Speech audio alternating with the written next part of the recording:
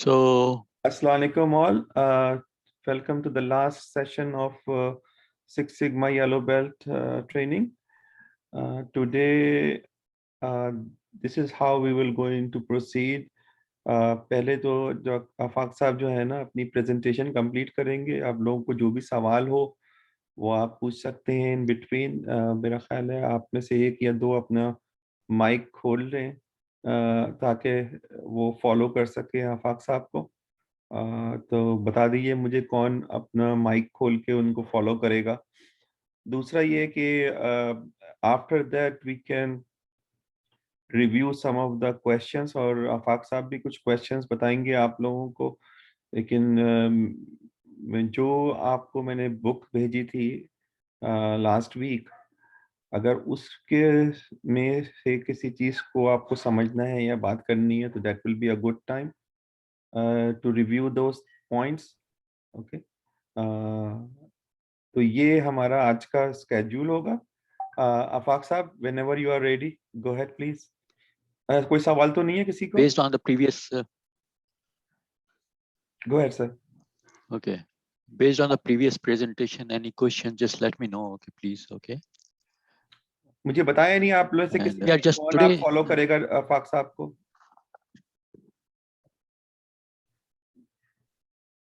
आप में से कौन माइक खोल के उनको फॉलो करेगा?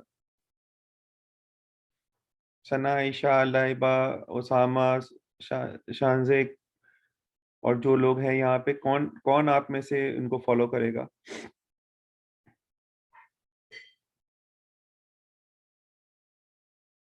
हेलो, आप लोगों को आवाज भी जा रही है या नहीं जा रही है हम लोगों की?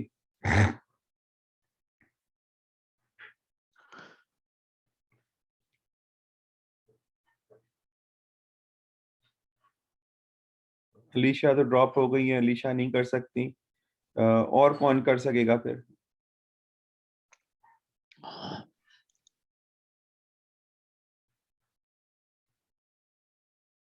We need somebody.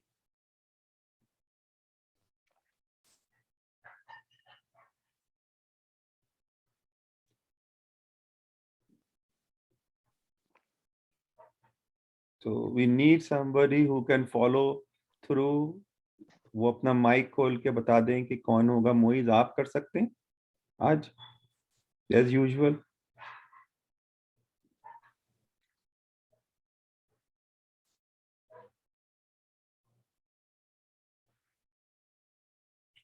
मोइज आप कर सकते हैं? We need one person, boy, guys. Come on, and girls.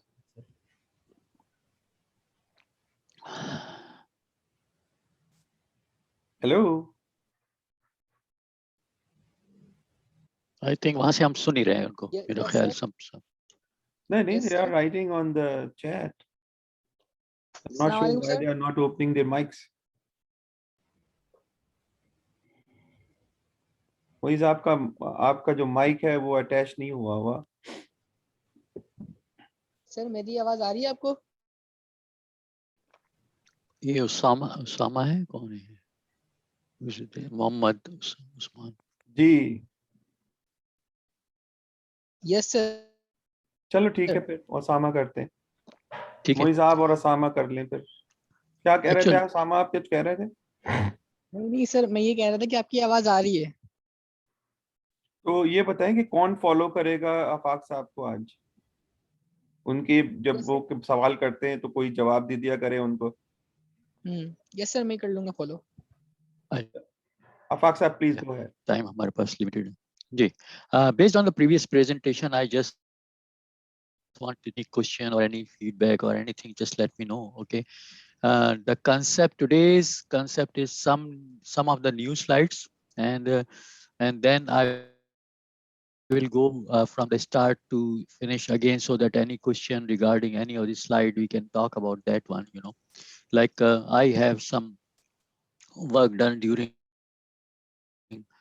last 2 days, so I have some specific because I have to get some very specific slides which everybody can understand, and to make you people understand, it's not like just teaching, it's like discussion and participation required, okay.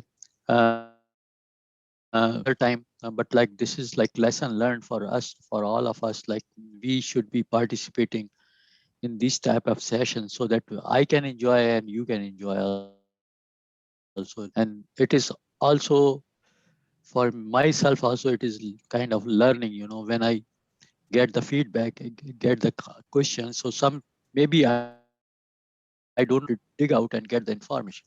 So let's move forward. So in any organization, okay, when you are, suppose you are working in any of the organization, it's pharmaceutical, like textile or any.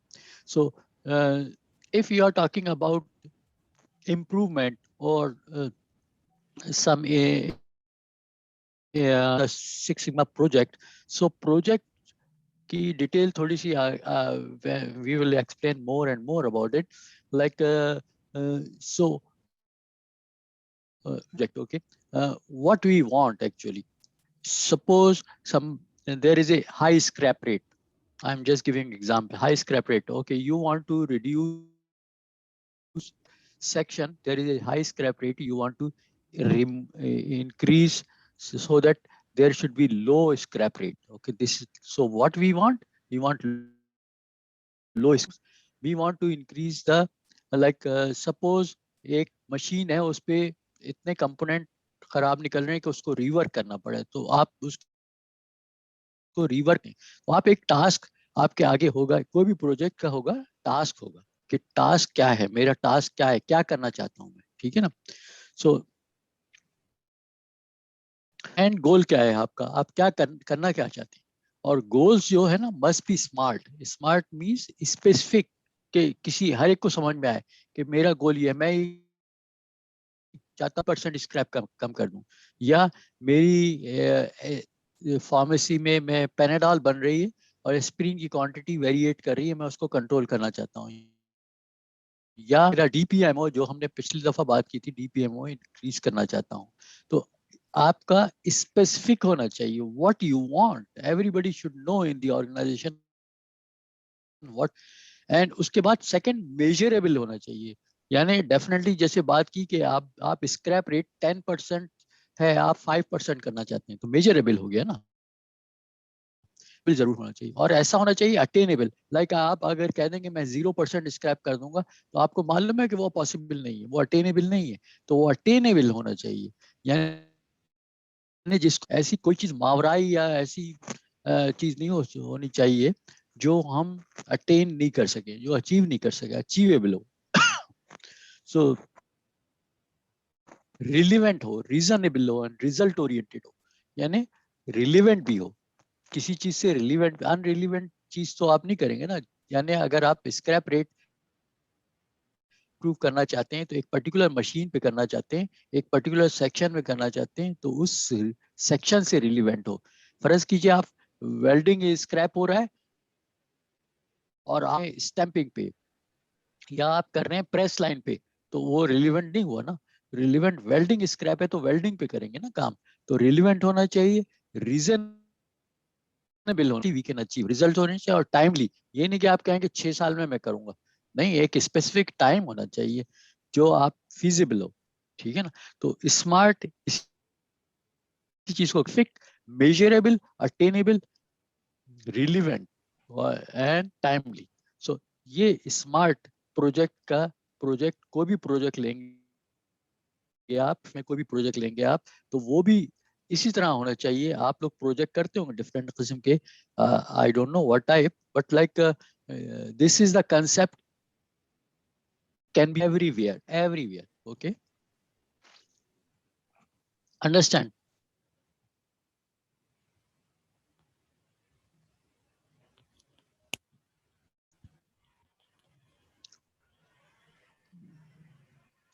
Yes sir. Thank you, 1 second.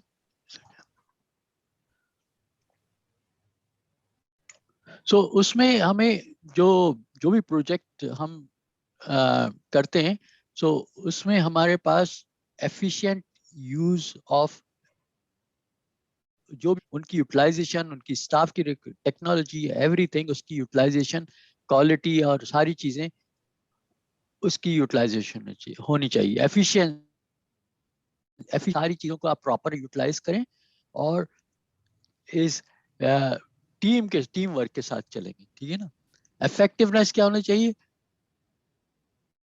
और expected result. Effective जो भी आपने efficiency, तो आपने एक project start किया और efficiency आप यूटिलाइज कर रहे हैं, लोगों को प्रॉपर, लोगों को रिसोर्सेज यूज कर रहे हैं, प्रॉपर टेक्नोलॉजी यूज कर रहे हैं, ठीक है, वो तो एफिशिएंसी आपकी होगी। इफेक्टिवनेस क्या हो गई कि प्रोड्यूसिंग द इंटेंडेड, जो आपको चाहिए, एक्सपेक्टेड रिजल्ट मिलना चाहिए, तभी इफेक्टिव होगा ना। फर्ज कीजिए आपने कहा मैं 10% स्क्रैप का 10% से 5% करना चाहता हूँ, और आप करते रहे, आपकी स्टडीज इतनी है या इतनी डिसओरिएंटेड है कि आप नहीं अचीव कर पाए, तो अचीवेबल होना चाहिए, ठीक है। सो उसमें आइडेंटिफाई वेस्ट भी करेंगे, act to reduce and remove the waste through improve the effectiveness. So effectiveness से मतलब ये हुआ कि whatever we are doing, it should be effective, it should be have some results. Results should not be vague. Everybody understand, okay, these guys work hard and they had this project and it is very effective, it reduced the organization section from 15% scrap to 10%. This is the my result, so it is effective, okay.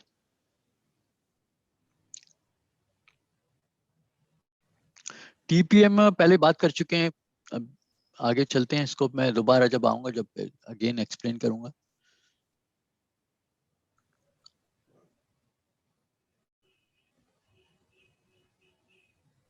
Project selection के सबसे पहले आप identify करेंगे कि करना क्या चाहते हैं, फिर उसका स्कोप तलाश करें। स्कोप से मतलब ये हो गया कि आप, वही बात जो मैंने पहले की थी कि इंश्योर सक्सेस जो है आपकी, उसका स्कोप आप फॉर एग्जाम्पल इंजीनियर के पास या सीईओ के पास अपनी कंपनी के, और उसको आपको एक्सप्लेन करना पड़ेगा कि भाई ये प्रोजेक्ट मैं कर रहा हूँ, इतने रिसोर्सेज यहाँ पे यूटिलाइज, इतनी मे बी फाइनेंशियल एस्पेक्ट, इतना पैसा खर्च होगा, इसका आउटकम ये होगा। सो उसको इसको जब आप एक्सप्लेन करेंगे तो वो एक्सेप्टेबल नहीं होगा, तो एक्सेप्टेबल नहीं होगा। इसी तरह प्रोजेक्ट की डेफिनेशन बड़ी पर्टिकुलर होनी चाहिए कि हम क्या करना चाहिए, वाजे होनी चाहिए, क्लियर होनी चाहिए।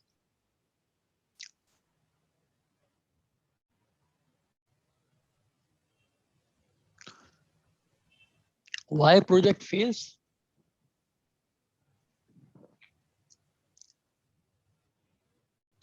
असल में होता ही है कि आपने रिसोर्सेज मिल गए आपको सारी चीजें अवेलेबल, सीईओ आपके कंपनी ने कहा या मैनेजर ने कहा ठीक है, गो गो जैसे स्टार्ट, लेकिन आपने उसकी प्रायोरिटी फिक्स नहीं की, यानी कौन सा काम कब करना है, ठीक है। और रिसोर्सेज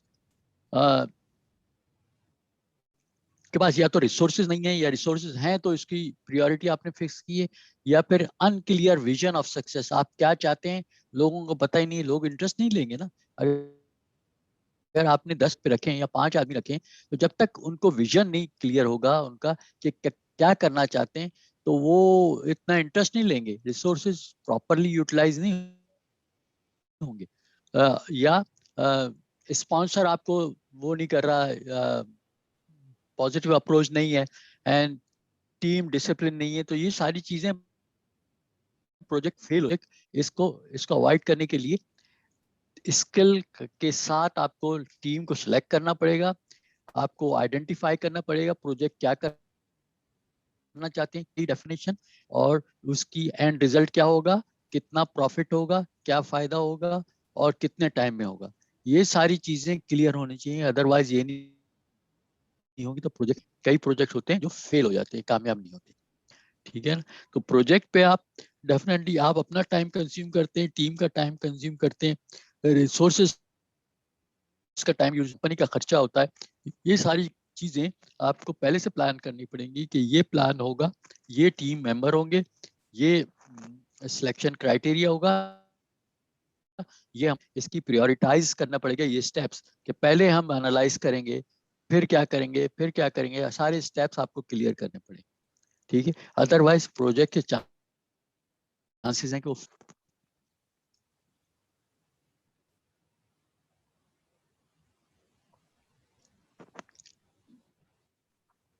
प्रोजेक्ट चार्ट,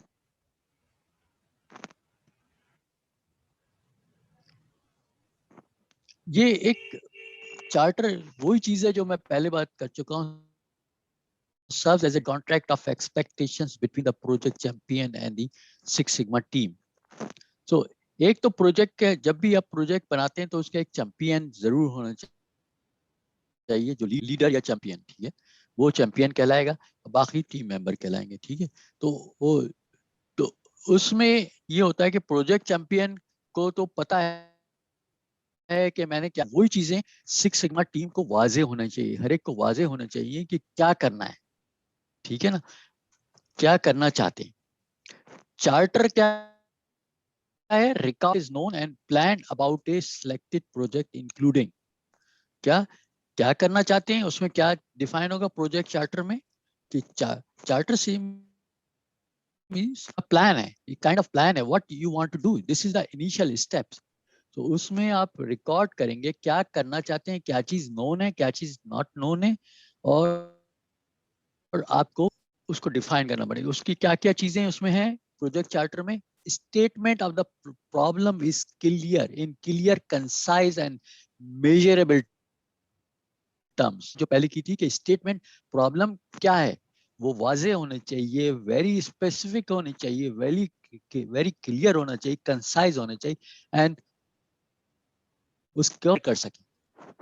एक ऐसी चीज नहीं होगी डेफिनेशन में जो आप जिसको मेजर ही नहीं कर सके। जैसे मैंने एग्जांपल की डीपीएमओ की, जैसे मैंने एग्जाम स्क्रैप रेट की, ऐसी एग्जांपल फार्मेसी की भी, आप फार्मास्यूटिकल फार्म की भी दी। तो इसमें आप क्लियर होनी चाहिए, अगर क्लियर नहीं होगी तो हो जाएंगे, ठीक है। फिर second point, explanation of why the project is being conducted, क्यों कर रहे हैं, बिजनेस केस क्या है।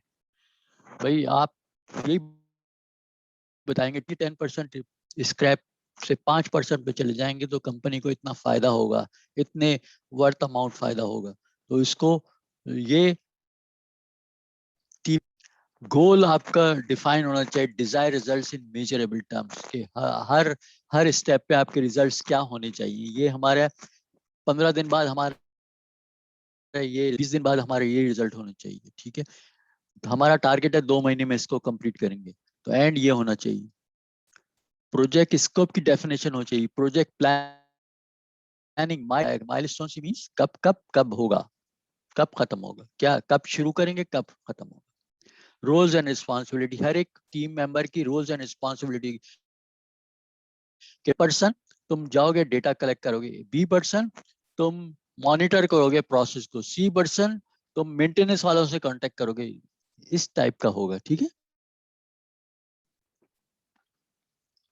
सो प्रॉब्लम स्टेटमेंट और उसका प्रोसेस मैपिंग की थोड़ी सी बात करूंगा मैं आगे। तो ये चीजें जो मैंने एक्सप्लेन की हैं आपको, ये एक प्रोजेक्ट, कोई भी प्रोजेक्ट, डेफिनेटली आप अपने इंजीनियरिंग में भी प्रोजेक्ट करते होंगे, डेफिनेटली उसकी एक टीम होती है और उसका असाइनमेंट होता है कि किसको क्या करना है, ठीक है।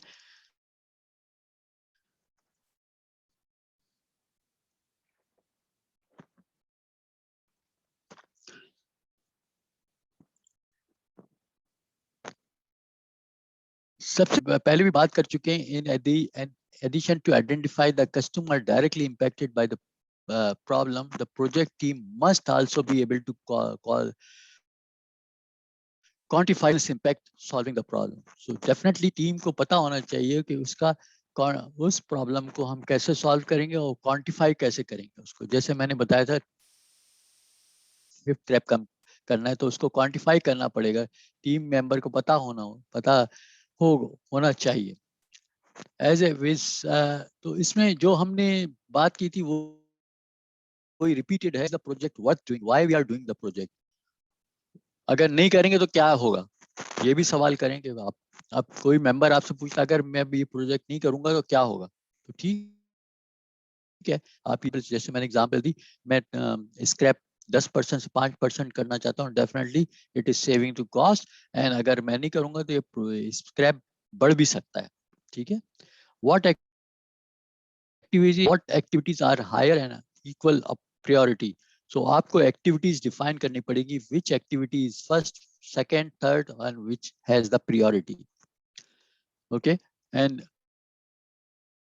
Activity should be targeting to the goal, goal के साथ लिंक होनी चाहिए। ठीक है,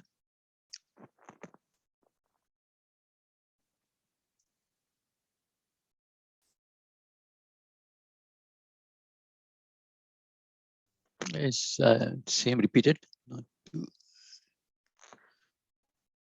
यही चीजें जो सिक्स सिग्मा के हमने फिलॉसफी में बताई थी आपको।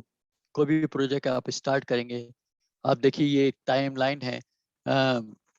प्रोजेक्ट स्टार्ट हुआ मार्च में, फिर वो स्टेप्स हैं, पहले प्रोजेक्ट स्टार्ट किया उन्होंने, ठीक है, उसके बाद सबको चार्टर है, सबको डिफाइन किया उसको, फिर उसको मेजर किया, एनालाइज किया, इम्प्रूव किया एंड कंट्रोल किया। कंट्रोल मीन्स कि उसकी कंसिस्टेंसी है कि आज अगर 10% है, आज अगर मैंने 5% कर दिया तो through out the coming years ये 5% ही रहेगा, अनलेस कोई ऐसी कॉजेज आ जाए। ठीक है, लेकिन ये स्टेप्स हैं, analyse, improve and control. Improve means like definitely you are taking some action to improve the process so that scrap can be removed. Analyze क्यों कर रहे हैं? Definitely आप देखना चाहते हैं हो रहा है, किस लिए हो रहा है, किस वजह से हो रहा है, उसकी वजूहात होंगी। जैसे स्क्रैप, आप एग्जांपल देता हूं मैं, स्क्रैप आपको बताया था मैंने, वेल्डिंग कर रहे हैं, वहां पे वेल्ड क्रैक बहुत आ रहे हैं, वेल्ड क्रैक बहुत आ रहे हैं उसमें। अब आप देखेंगे उसके कई रीजंस हो सकते हैं, जैसे फॉर वेल्डिंग इलेक्ट्रोड सही नहीं है, फॉर एग्जांपल वेल्डिंग करंट सही नहीं आ रहा, फॉर एग्जांपल टेम्परेचर नहीं मेंटेन, फ्लक्चुएशन। ठीक है, तो कई स्टेप्स हो सकते हैं, तो उस स्टेप्स को आप एनालाइज करेंगे, फिर उसको इम्प्रूव करेंगे, और इम्प्रूव करने के बाद कंट्रोल करेंगे। ये थर्ड है, it's not medical science, it's very simple. ठीक है, समझ आ रहा है?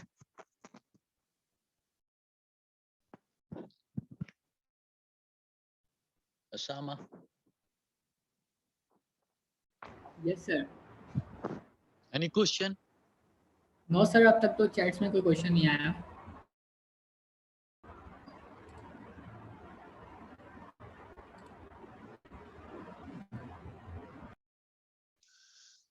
जब आप प्रोजेक्ट चार्टर एक्सप्लेन किया था पहले, आप टीम मेंबर्स को एक्सप्लेन करते हैं उनकी roles and responsibilities. Roles and responsibilities में कि भाई तुम्हारा टास्क क्या होगा, what will you do, who will, what is the task, किसका क्या टास्क होगा, ए पर्सन का ये टास्क होगा, बी पर्सन का ये टास्क होगा, सी पर्सन का ये टास्क होगा। व्हेन कंप्लीट कब करेंगे, कब कंप्लीट करना है हमें, क्या डेट है, टारगेट आपको देंगे, टास्क रिपोर्ट कैसे करोगे,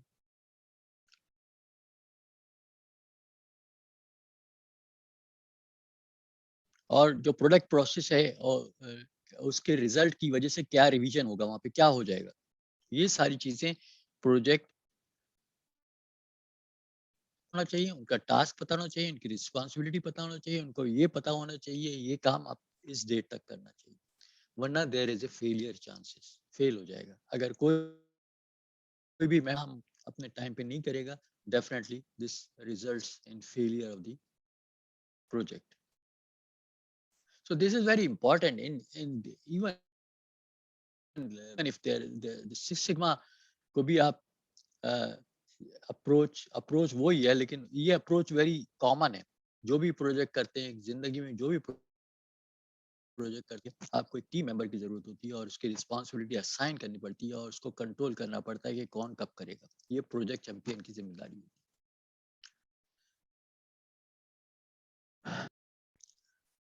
वॉइस ऑफ कस्टमर हमने पहले भी बात की थी. वॉइस ऑफ कस्टमर क्या है? The voice of customer is a process used to capture the needs, requirement, feedback from the customer extent to provide the customer with the best in class service product quality.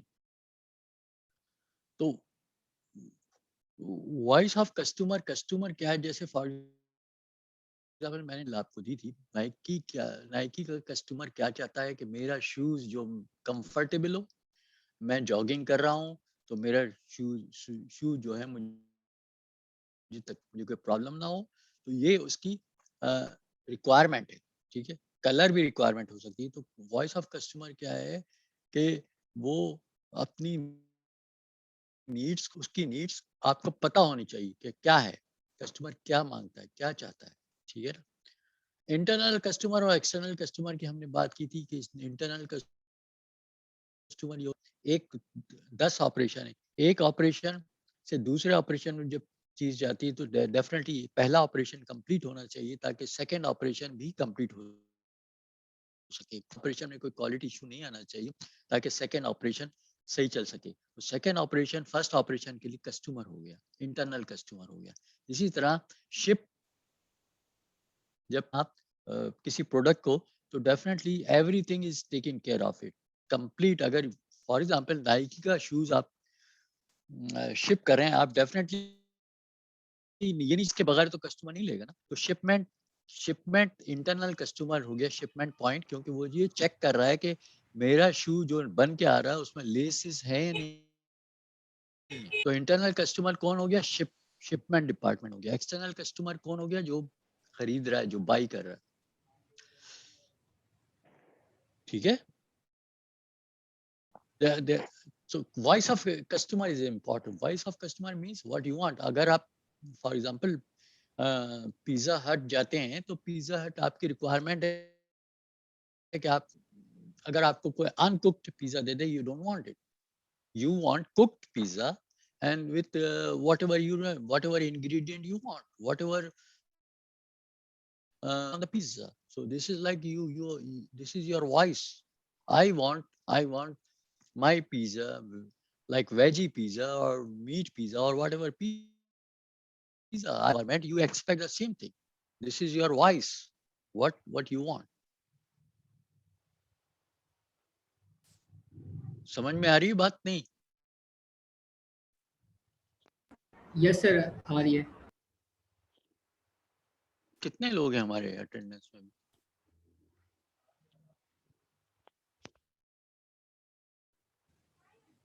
Sir 18 members हैं. Selection criteria क्या होगा project का? ठीक है, ये सवाल आप team member जब चार्टर बनाएगी, टीम मेंबर प्रोजेक्ट चार्टर, तो अपने आप से आप करेंगे हैज द प्लान ऑलरेडी. ऐसा तो नहीं कि मैं एक प्रोजेक्ट ले रहा हूँ जो ऑलरेडी कर चुके हैं हम या प्रोग्रेस में है.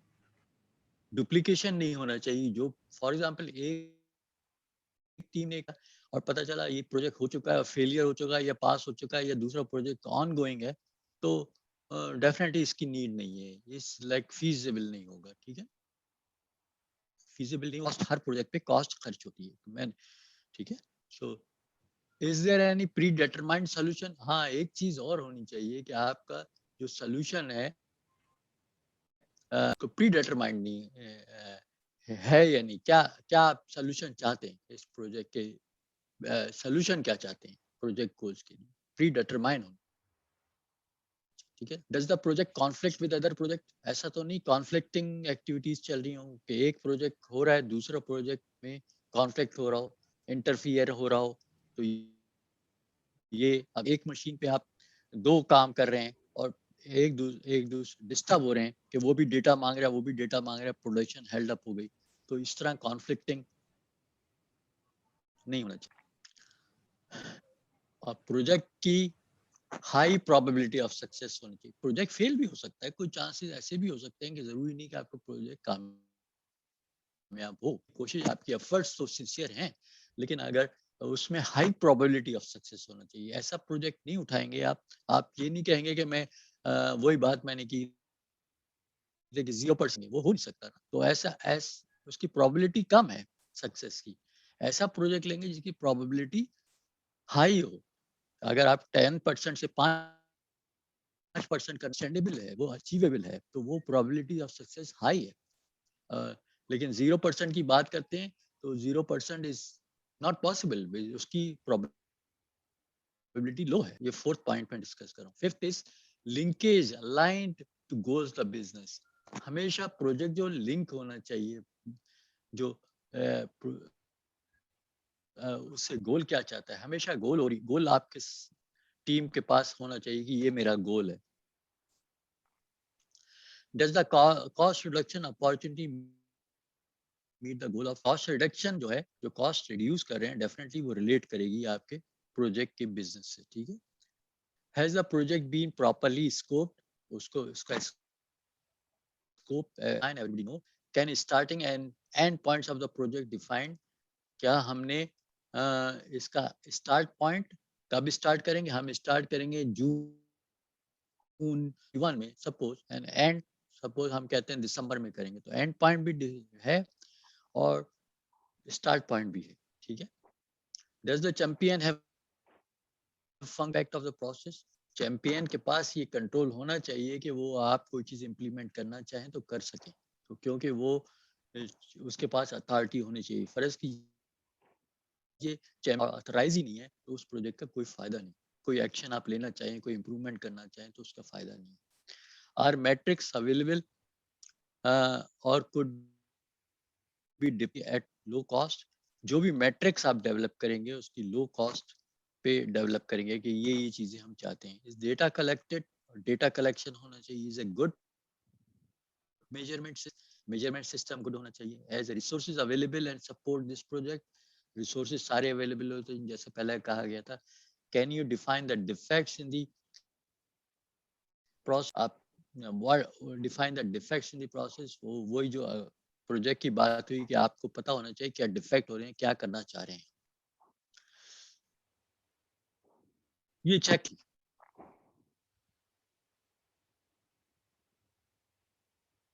ये हम पहले भी बात कर चुके हैं कि supplier input, process, output, customer, ये 3 सेक्शन में हम डिवाइड करते हैं। जो चीजें हम बना रहे हैं, for example whatever you are, so उसका आउटपुट लास्ट में कस्टमर की रिक्वायरमेंट है, आउटपुट कस्टमर, ठीक है। रिक्वायरमेंट कस्टमर, आउटपुट मांग रहा है, ठीक है। प्रोसेस क्रिएट कर रहा है चीजों को। सप्लायर जो आप इनपुट कर रहे हैं, सारी फैसिलिटीज इनपुट कर रहे हैं। So output out customer requirement is a focus of the project. जो कस्टमर मांग रहा है और जो आप आउटपुट, जो आपकी क्वालिटी, वो फोकस है, ठीक है। उसके दरमियान गैप नहीं होना चाहिए। जो कस्टमर मांग रहा है और जो आउटपुट क्वालिटी है वो रिक्वायरमेंट है कस्टमर की। So voice of customer is always, so इसलिए सीपॉक इसलिए कहते हैं सप्लायर इनपुट, प्रोसेस बीच में आ गया, प्रोसेस के बाद output and customer require output. So customer की रिक्वायरमेंट को हमें पूरा करना है। किससे? सप्लायर, जो जो मैन्युफैक्चरिंग फैसिलिटी है, सप्लायर में जो मैन्युफैक्चरिंग है और जो प्रोसेस है, वो मिलके कस्टमर की रिक्वायरमेंट को मीट कर रहे हैं। सीपॉक ये प्रोसेस है, ठीक है।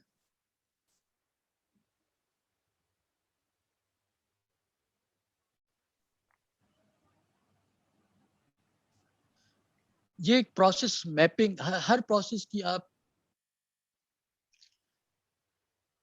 एक प्रोसेस फ्लो, प्रोसेस मैपिंग कर सकते हैं।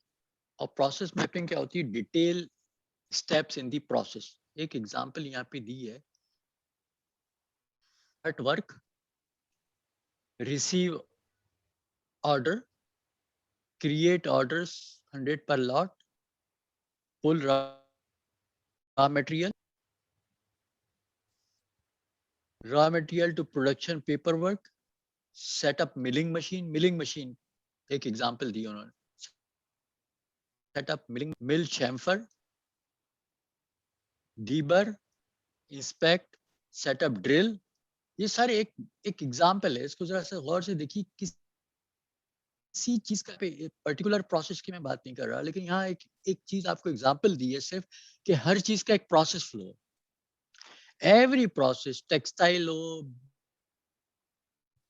शान मसाला हो, नाइकी हो, everything has a process map कि हर एक का अपना प्रोसेस सेटअप, इस टाइप का प्रोसेस सेटअप है कि ये हाई लेवल प्रोसेस मैपिंग करनी जरूरी है, ठीक है, ताकि आपको आइडिया हो कि रॉ मटेरियल से लेके एंड प्रोडक्ट, ठीक है। आप यानी कि वर्क स्टार्ट से शिपमेंट तक एक example, concentrate on this example. This is something deburring, and I have to explain all the process, which I don't want to, like लेकिन it's like a machining center है जिसका एक process mapping हुई है कि process mapping, हर चीज की process mapping करनी जरूरी है ताकि clear and defined actions हो, ठीक है। Don't concentrate on this slide, but just concept of process flow, process map हमारे पास होना चाहिए हर process का, ताकि हम well defined हो process, और हर process step clearly वाजे हो, clearly defined हो, ठीक है।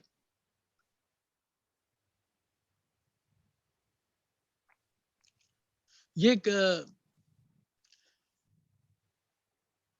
प्रॉब्लम स्टेटमेंट जो प्रोजेक्ट का एग्जांपल है। Second, give me second. Project definition की वो क्या कहता है, प्रॉब्लम स्टेटमेंट क्या है। सबसे पहले उसने प्रॉब्लम बताया कि मेरा assembly alignment defects on line 1 on all averaging 121,000 DPMO for the last 4 months, ठीक है। उसने कहा कि प्रॉब्लम क्या है, मेरे पास हमारी कंपनी एक प्रॉब्लम हो रहा है डीपीएमओ पे। बैक टू आपको जाना पड़ेगा स्लाइड पे जरा सा अंडरस्टैंड करने के लिए, डिफेक्ट्स पर मिलियन अपॉर्चुनिटीज, उसको दोबारा पढ़िएगा इसको पढ़ने के बाद। तो वो कह रहा है कि असेंबली लाइन पे डीपीएमओ 1,000 आ रहा है इन द लास्ट मंथ। सो उसने करंट गोल ये कहा कि 121,000 डीपीएमओ है, हम इसको करना चाहते हैं by July 2000 36,000, and by December 9,000 करना चाहते हैं। ये प्रोजेक्ट की डेफिनेशन है, ठीक है। But if you want to understand, go back to DPS, understand. So problem statement ये हो गया कि एक डीपीएमओ को वो कम करना चाहते हैं 121,000 से लेके वो कम करना चाहते हैं 36,000 एंड 9,000 तक, और उसका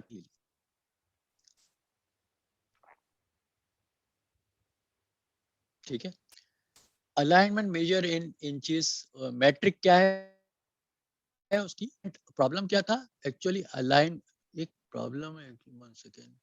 उसमें नीचे पढ़े ऑब्जेक्टिव क्या था, रिड्यूस असेंबली अलाइनमेंट। असेंबली क्या हो रहे हैं, दो पार्ट की असेंबली, उसका अलाइनमेंट जब वो मैच करते हैं तो अलाइनमेंट डिफेक्ट क्रिएट करता है, उसकी वजह से डीपीएमओ हाई है, ठीक है ना। तो ये नीचे जब उसमें लिखा हुआ है तो डिफेक्ट डेफिनेशन भी उसने दी है। पहले तो देखिए मैट्रिक दे दी, ठीक है। Metric alignment measure in inches में मेजर कर रहे हैं वो अलाइनमेंट को। CTQ है customer to quality defects produce हो रहे हैं। CTC critical to cost of work, scrap है, ठीक है। डिफेक्ट डेफिनेशन क्या है, alignment of assembly not per blueprint. इन्होंने एक ड्राइंग का नंबर दे दिया कि इस लिहाज से अलाइनमेंट असेंबली सही नहीं है ड्राइंग के रेफरेंस से, ठीक है। तो वो उसको रिड्यूस करना चाहते हैं, उसकी वजह से डीपीएमओ जो बढ़ रहा था उसको वो 36,000 एंड 9,000 करना चाहते हैं। अच्छा, प्रोजेक्ट बेनिफिट्स क्या है, मटेरियल सेविंग्स उसकी वजह से होगी, सेव अबाउट इतने पाउंड की सेविंग होगी, 300,000 एनुअली की सेविंग होगी, ओवर टाइम्स की सेविंग होगी, ये सारी सिर्फ नंबर्स में ना जाए, सिर्फ कंसंट्रेट करें। देखिए प्रॉब्लम डेफिनेशन इस तरह होनी चाहिए। सबसे पहले मैट्रिक आप डिफाइन कर, प्रॉब्लम स्टेटमेंट डिफाइन करेंगे, फिर उसको किस तरह मेजर कर सके, ठीक है। फिर डिफेक्ट्स डिफाइन करेंगे, डिफेक्ट क्या है, फिर ऑब्जेक्टिव क्या है, करंट गोल क्या है और फ्यूचर गोल क्या है, ठीक है। नॉट फ्यूचर और current, I am just talking about goal क्या है आपका, ठीक है, और उसके बेनिफिट्स क्या है। तो ये स्टेप एक बेसिक स्टेप्स हैं किसी भी प्रोजेक्ट के लिए। प्रॉब्लम डेफिनेशन हो गई, किस तरह मेजर करेंगे, उसकी मैट्रिक डिफाइन हो गई, उसकी डिफेक्ट्स की डेफिनेशन जरूरी है कि डिफेक्ट क्या हो रहा है। जब तक नहीं होगी वो क्लियर ही नहीं करना क्या चाहते हैं, ऑब्जेक्टिव क्या होगा और गोल क्या है आपका, और उसके प्रोजेक्ट के बेनिफिट्स क्या हैं कि कितनी सेविंग हो रही है। ये एक प्रोजेक्ट चार्टर की डेफिनेशन होगी, ठीक है। अंडरस्टैंड? एनी क्वेश्चन सो फार?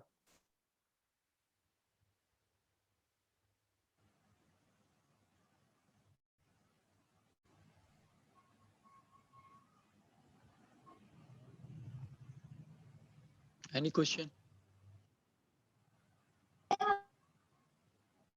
No.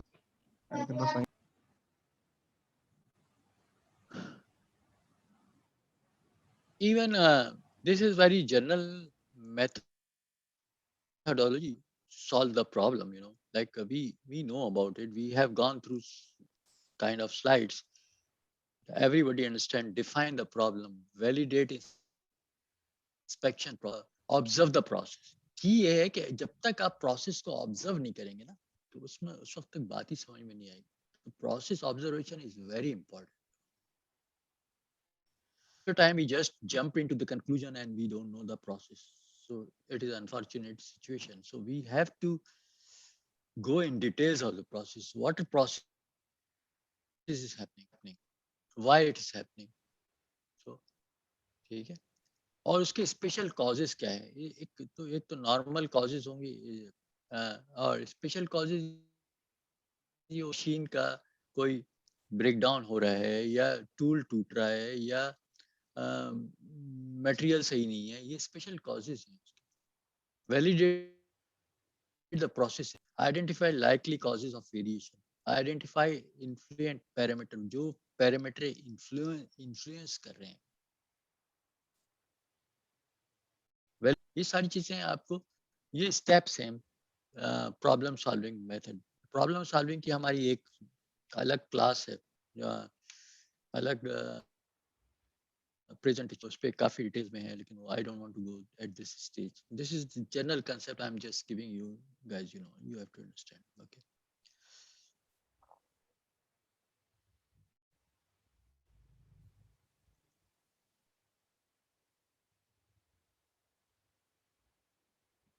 प्रॉब्लम सॉल्विंग की प्रॉब्लम स्टेट में क्लासिकल मिस्टेक्स होती हैं, वो क्या क्या है।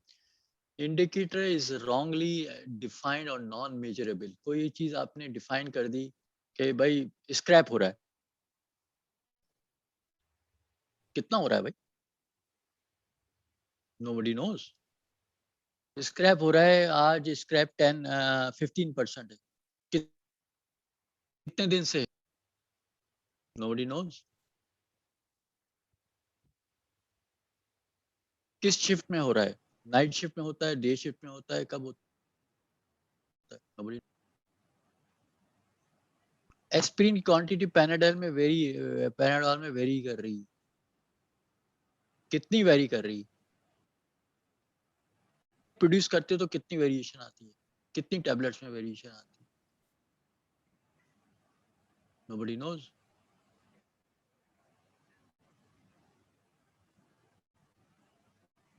एन इंडिकेटर इज नॉट, जो भी indicator is not link to the customer expectation. जो कस्टमर की एक्सपेक्टेशन से लिंक होना चाहिए। जाहिर है आप स्क्रैप रेट आपकी प्रॉफिटेबिलिटी इंक्रीज करेगी, आपको प्रोडक्ट की क्वालिटी इंप्रूव करेगी, वो कस्टमर एक्सपेक्टेशन को मीट करेगी।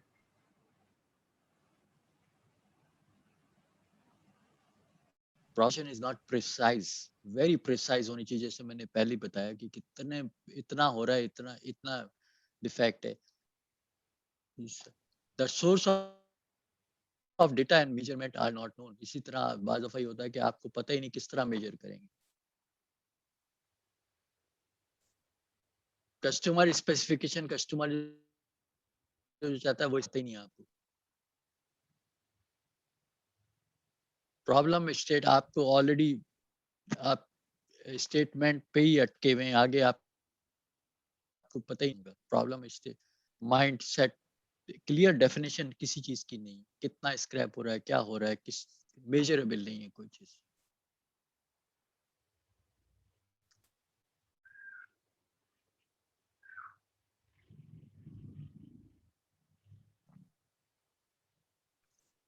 ये एक एग्जांपल कि जो पहले भी हमने बात की थी, पहले भी हमने इस पे बात की थी।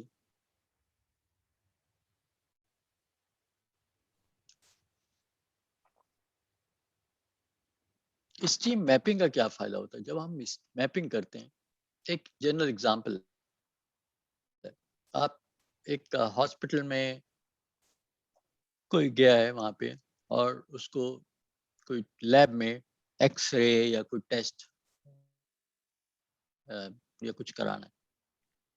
तो एक सिंपल सा मैंने सिंपल से कोशिश की है कि ताकि हर चीज का मैप आप बना सकते हैं, ठीक है। इसी तरह ये मैप है। क्या हुआ, ड्राइव इन प्रॉपर्टी, आप सबसे पहले ड्राइव किया, अराइव हो गए, पार्किंग में 1 मिनट लगा, जाने में 1 मिनट लगा, रजिस्टर करने में अपने आप रिसेप्शनिस्ट पे गए, वहाँ रजिस्टर किया, अपना नाम कार्ड वार्ड दिया, 2 मिनट लगे। 7 मिनट लग गए, आपने फॉर्म उसके भरे।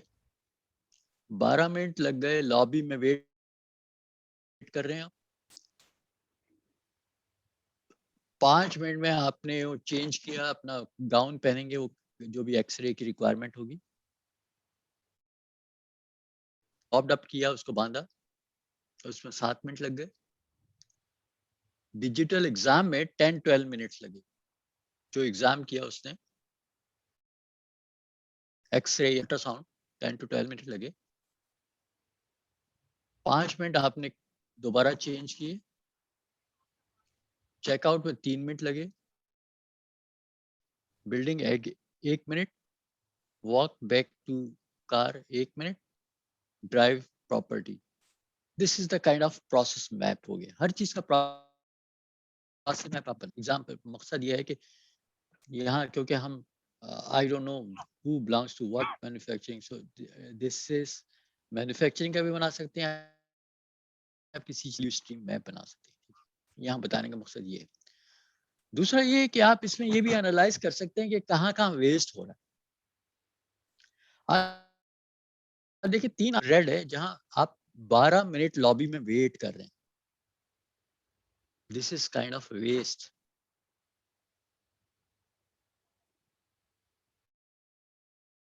मिनट आपने रॉब उसको दोबारा उसको आप गाउन को सेटअप करने में लग गए आपके, ठीक है, जो भी है उसको वेट कर रहे हैं ताकि वो आ जाए वापस।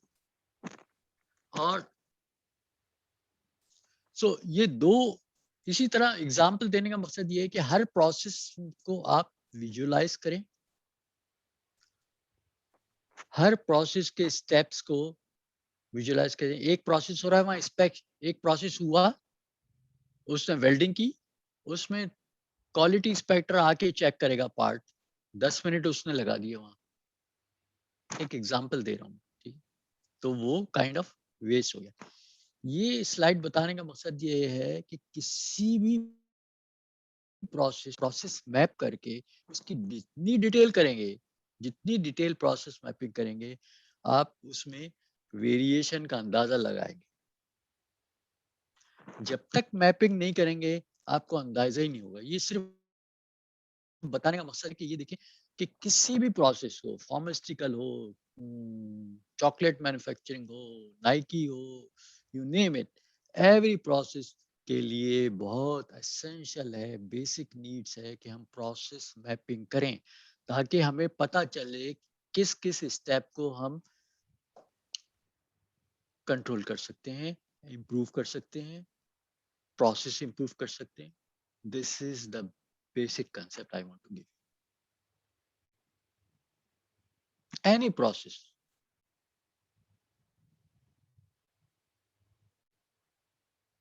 आप आप घर से ग्रोसरी लेने जा रहे हैं, ठीक है, आप उसका प्रोसेस मैप एक एग्जांपल में दे, लेकिन जो है एवरी प्रोसेस का मैप आप करेंगे तो आपको डिटेल पता चलेगी कहाँ कहाँ वेरिएशन क्रिएट हो रही है, कहाँ कहाँ वेस्टेज है, और जो लीन कॉन्सेप्ट है उसको हम इम्प्रूव कर सकते हैं.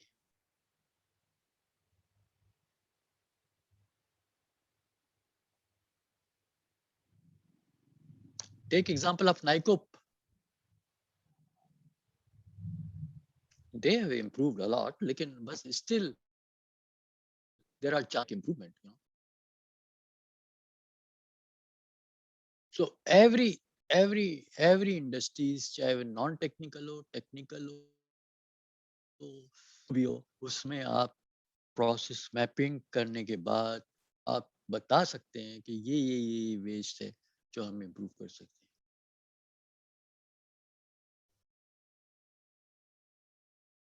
Understand?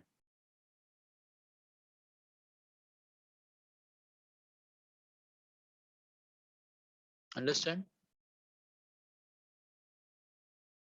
Yes, sir.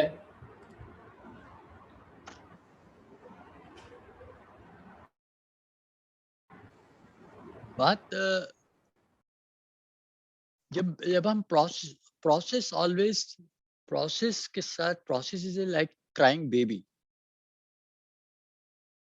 always telling you I am going to do the variation, and your task is to control the variation.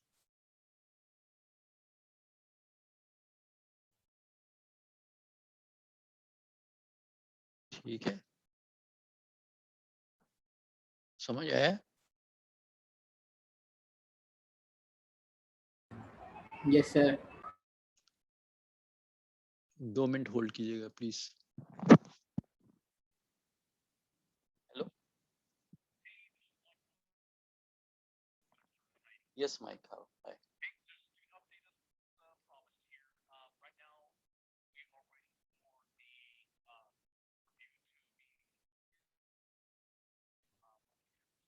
Okay, okay,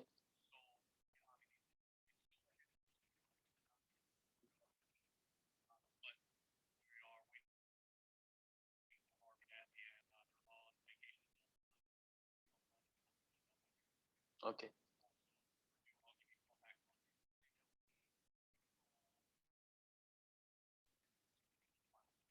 okay, thanks.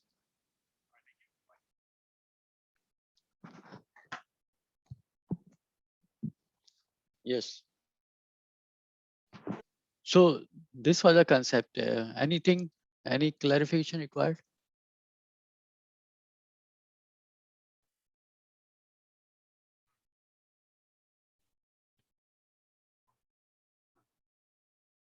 कोई सवाल Shama? है किसी को?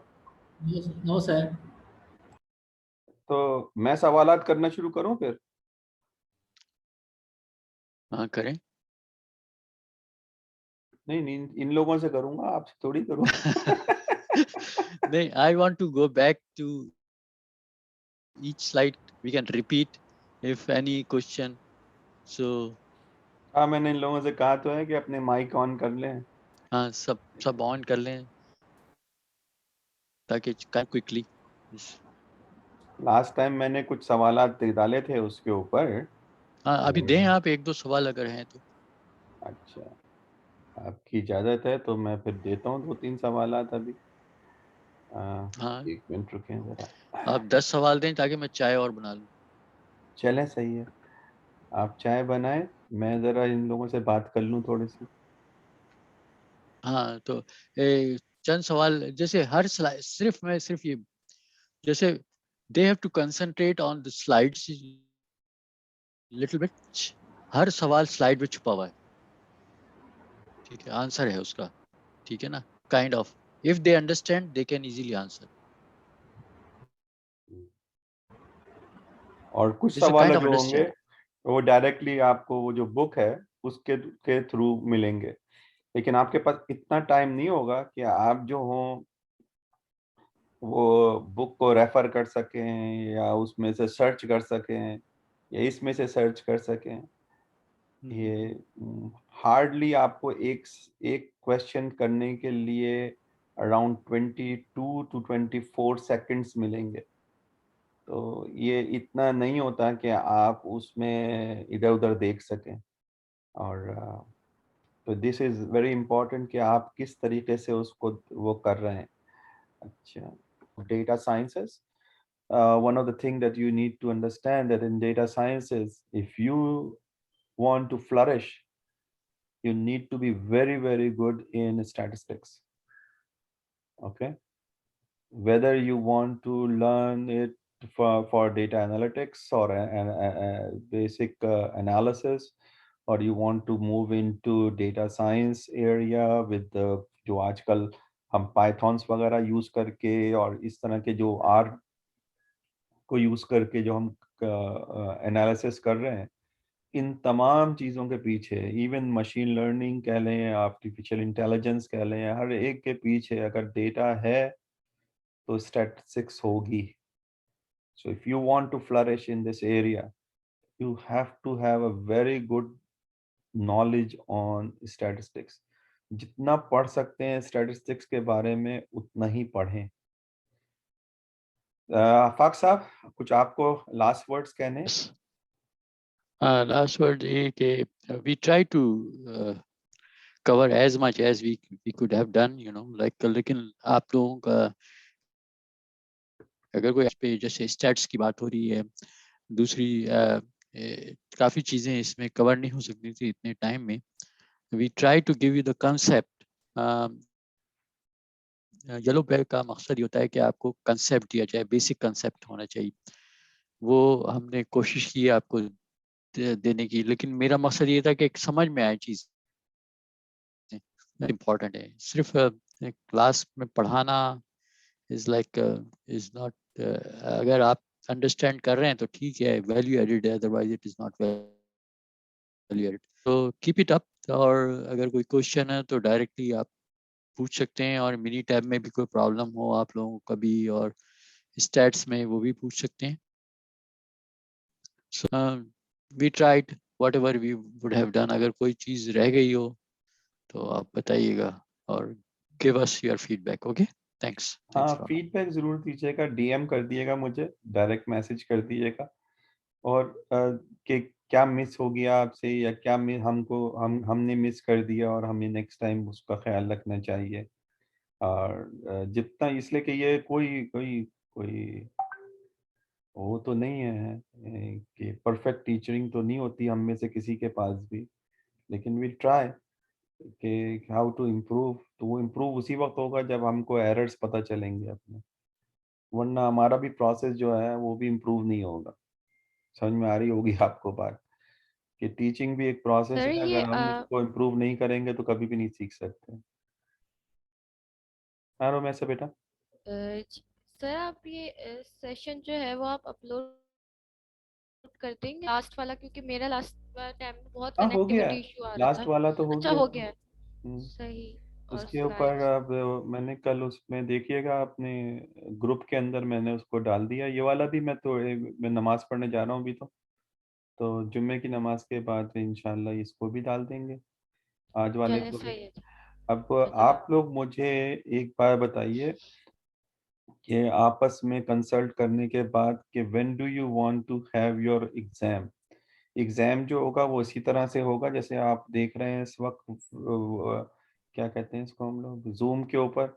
आप लोग जूम पे होंगे सबके सब, और वी हैव अराउंड एक पर्टिकुलर टाइमिंग होंगी उसकी, उस टाइमिंग के अंदर कर सकते हैं. एक तो तरीका ये होगा.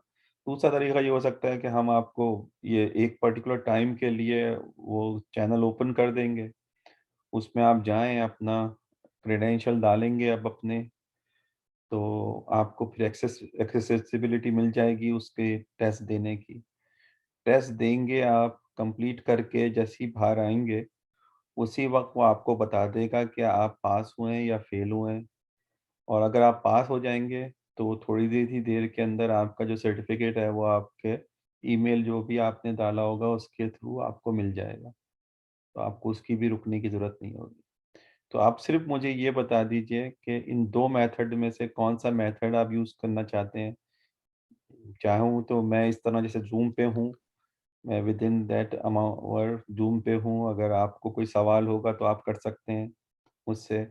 अगर कोई चीज़ समझ में नहीं आ रही, लेकिन वो भी आप चैट बॉक्स में ही कर सकते हैं सिर्फ।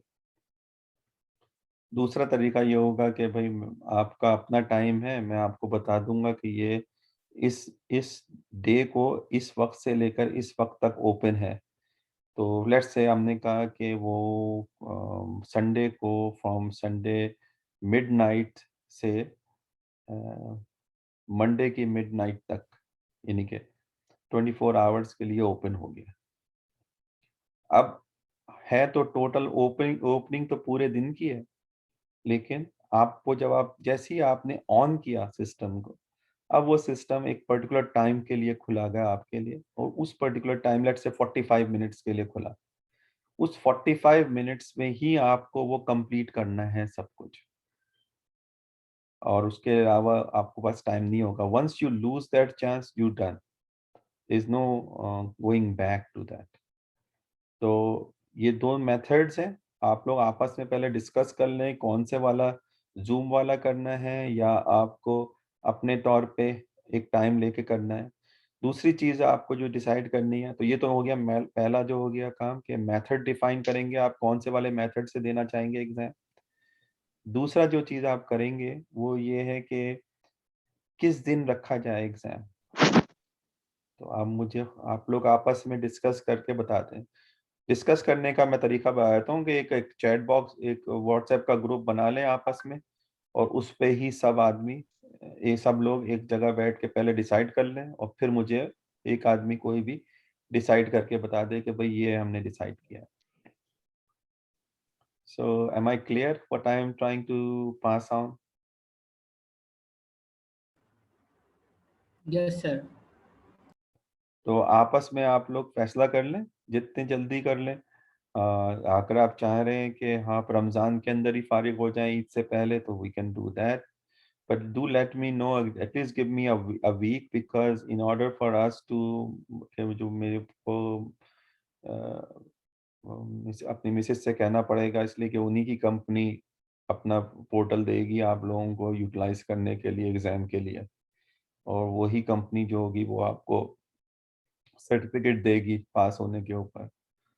तो आप लोगों को कम से कम 1 हफ्ते का टाइम देना चाहिए ताकि वो सेटअप कर सकें आप लोगों के लिहाज से। तो लेट मी नो कि किस तरह आप लोग करना चाहते हैं और कब एग्ज़ाम देना चाहते हैं। दोनों चीज़ों के बारे में आप मुझे जल्द से जल्द बता दीजिएगा, ठीक है?